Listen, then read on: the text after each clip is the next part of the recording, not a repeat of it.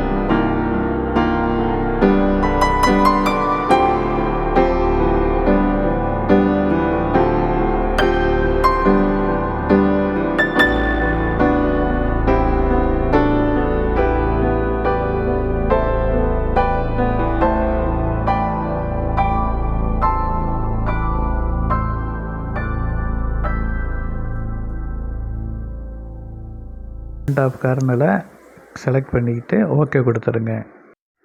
மறுபடியும் system password கேட்கும், பாஸ்வேர்டை டைப் பண்ணிடுங்க. அதுக்கப்புறம் சிஸ்டத்தை மேலே கார்னரில் ஆப்பிள் லோகோ இருக்க இடத்துல சிஸ்டம் ரீஸ்டார்ட்டை கொடுங்க.